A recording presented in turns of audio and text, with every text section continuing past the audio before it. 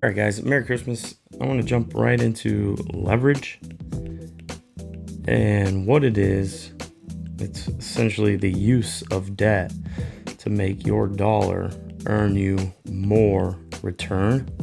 And this is a common practice in real estate with the use of mortgages. All right, so leverage, okay? Essentially, it's debt.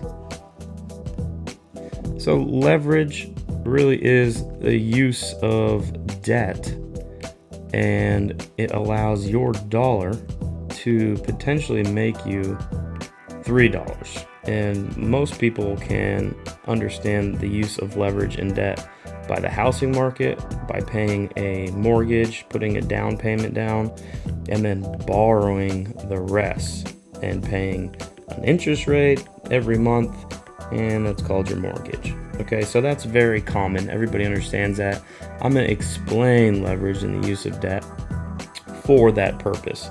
And when you do that and the price of your house, let's say you use this as your down payment, the price of your house increases, let's say by 100%, do you think you make 100% on your $1?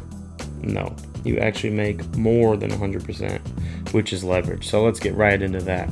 Okay, so the price of a house is going to be $100,000, and you are very excited to purchase your first home, but all you have is $50,000 saved up, or 50%. So this is called your equity.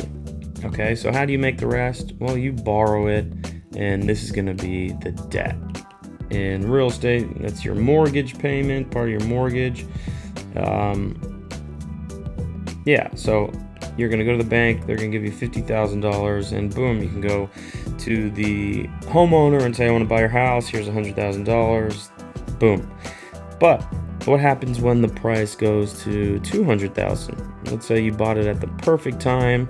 Amazon said, hey, we're going to buy up all this land around you, and your home price screamed up 100%.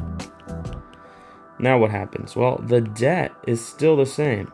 You still owe the banker $50,000. So the rest of that goes to you, $150,000.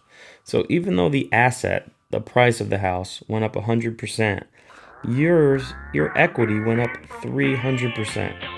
And this stays the same. So this is a huge benefit, but it's very risky. So I'll show you an example of what happens and why leverage is equally as risky to the downside.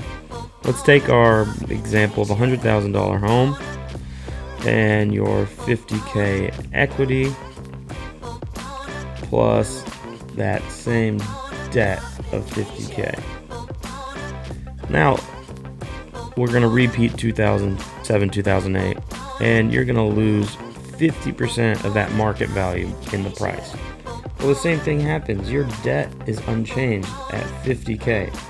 So all of this goes away, and you lose 100% of your equity, and you still have to make these mortgage payments, right? So they say leverage is a double-edged sword, and I think that's a fair analogy, because yes, you earn more when the price goes up, but you also make less and lose more when the price goes down.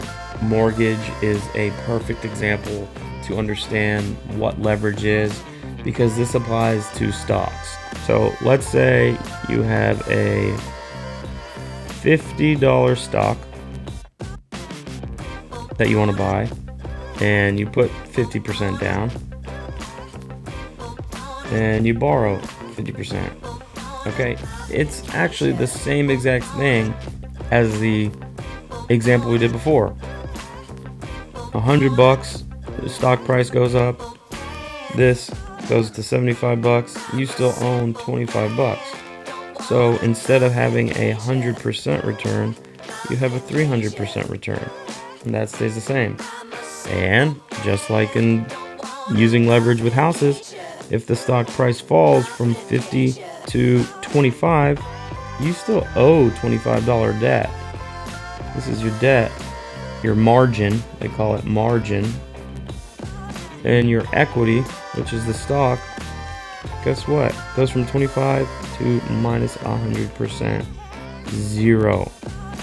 Now what happens, instead of having to sell the house, declare bankruptcy potentially, is your broker, when he sees this, will automatically trade your stock to save them from 25 bucks and maybe save you a couple dollars, who knows. But you need to understand the importance and how it's so risky to invest with using leverage, and understand why it is equally as risky being a real estate owner and potentially takes you more work than being a stock owner.